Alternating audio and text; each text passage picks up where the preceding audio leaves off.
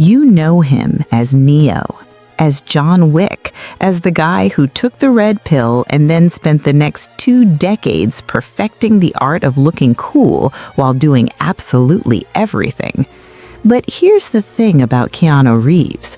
The real story isn't about the movies. It's about the sandwich he bought for a homeless man in 1997.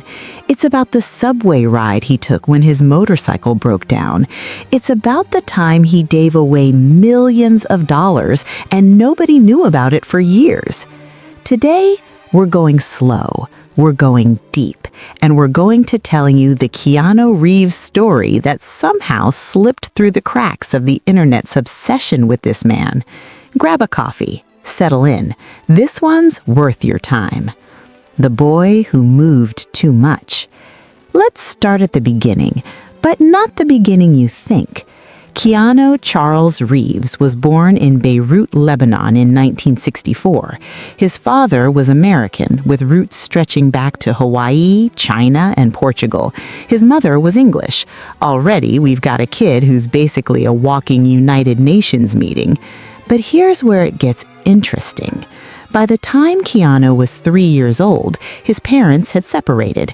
His father left, and from that point on, Keanu would see him maybe once, maybe twice. This absence would shape everything that came after, but not in the way you'd expect.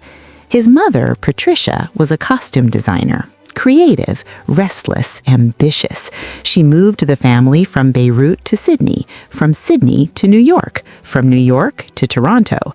4 countries before Keanu hit his teenage years, 4 different schools, 4 different groups of kids he'd have to charm his way into befriending. Most kids would have crumbled under this kind of instability.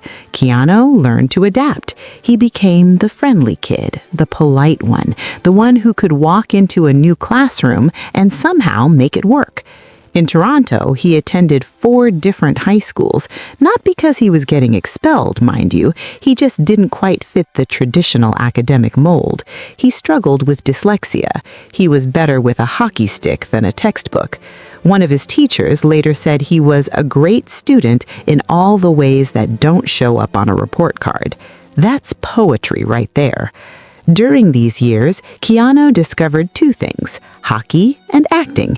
He was genuinely good at hockey, like potentially good enough to go somewhere with it. He played goalie, which tells you everything you need to know about his personality. The position where you stand alone, protecting everyone else, taking the hits so others don't have to. But acting grabbed him differently. In drama class, he found something that felt like home. Maybe because when you're playing a character, you don't have to explain why you've moved 4 times in 6 years. You just get to be someone else for a while. The long road to Neo. Now, let's fast forward, but let's do it honestly. Keanu's early career wasn't a rocket ship. It was a bicycle with a wobbly wheel going uphill in the rain. He did commercials for Coca-Cola. He appeared in a Canadian TV show nobody remembers. His first significant movie role was in a film called Youngblood in 1986, playing a hockey player. Shocking choice, right? Then came River's Edge in 1987. Dark, weird, uncomfortable. The film didn't set the box office on fire, but Keanu's performance caught attention. He played a stoner kid caught up in a murder, and he brought this strange vulnerability to the role that directors noticed. Bill and Ted's Excellent Adventure happened in 1989, the movie where he says "whoa" a lot and travels through time in a phone booth. It was goofy, it was silly, it made Keanu a recognizable face. But here's what nobody talks about. Keanu could have gotten trapped there. He could have become the Bill and Ted guy forever, doing sequels and showing up on late-night talk shows to reminisce about his glory days. Instead, he ran away from it, hard. He took roles in Point Blank and My Own Private Idaho, opposite Swayze, opposite River Phoenix. One was an action thriller, one was an experimental art film about male hustlers. These aren't the choices of someone trying to protect a brand. These are the choices of someone trying to find something real. Then River Phoenix died in 1993, Keanu's close friend, gone at 23. This loss would haunt him in ways that connected to everything else in his life. The pattern was beginning. By the time Speed came out in 1994, Keanu was becoming a legitimate action star. But he still turned down the sequel, turned down millions of dollars, chose to do Hamlet on stage in Manitoba instead. Manitoba, in winter, doing Shakespeare. This is not normal movie star behavior.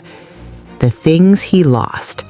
We need to talk about the tragedies now, not to sensationalize them, but because they matter to understanding who this man became.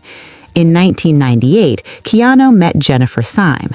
They fell in love in that Hollywood way that seems both magical and fragile. By 1999, Jennifer was pregnant with their daughter. They'd picked out a name, Ava Archer Syme Reeves. Ava was stillborn on Christmas Eve 1999. 8 months after losing Ava, Keanu and Jennifer's relationship ended. The grief was too heavy. Some losses you can't carry together. 18 months after that, in April 2001, Jennifer Syme died in a car accident. She was 28 years old. These aren't minor footnotes in a biography.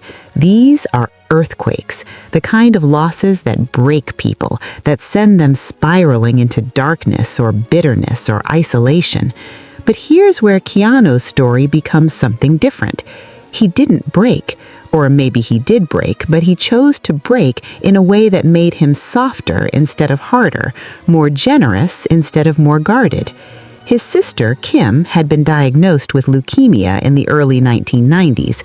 While Jennifer was pregnant, while Ava was lost, while Jennifer died, Keanu was also caring for Kim through a decade-long battle with cancer. He put his career on pause. He stayed with her during treatments. He used his money to ensure she had the best possible care.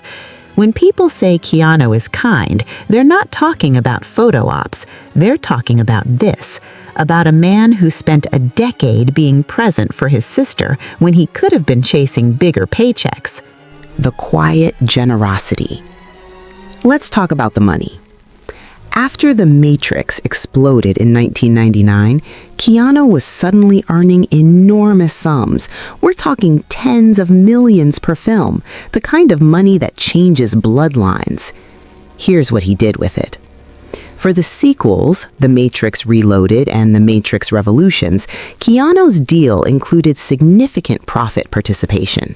When the studio was struggling to pay the special effects team and costume designers what they deserved, Keanu restructured his deal. He gave away approximately $70 million of his earnings so that the crew could get proper bonuses.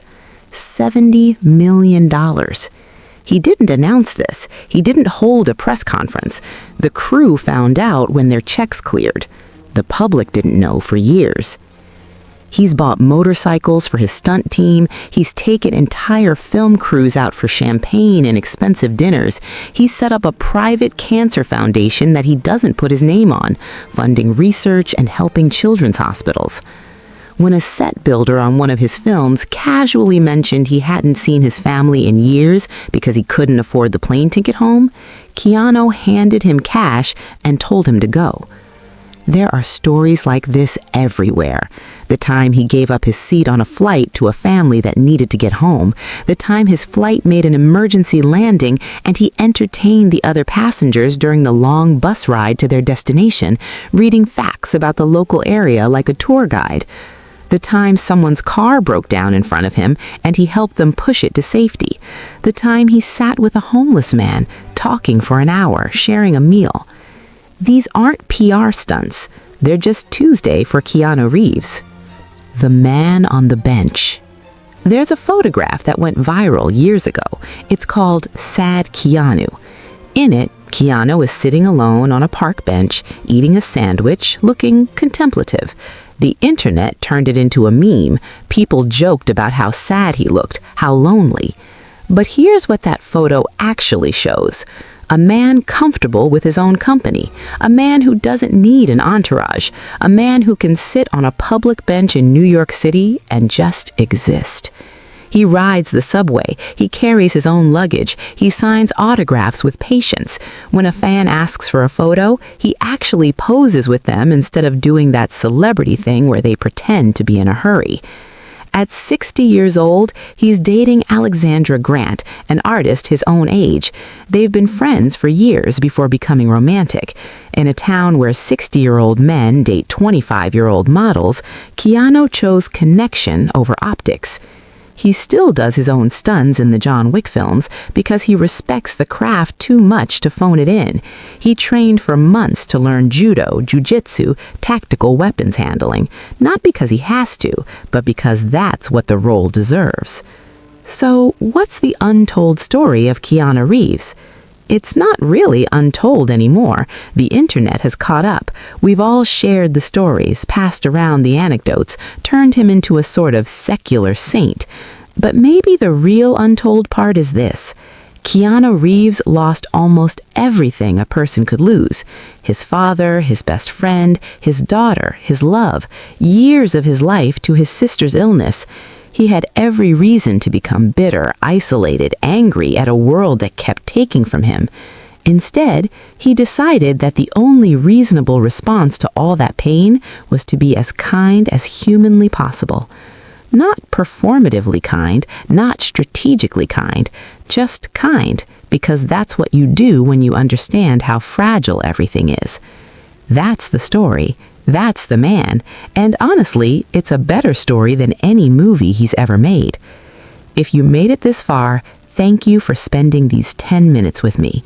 Sometimes the best stories are the ones told slowly, the ones that sit with you after they're done. Be kind to each other out there. Keanu would appreciate it.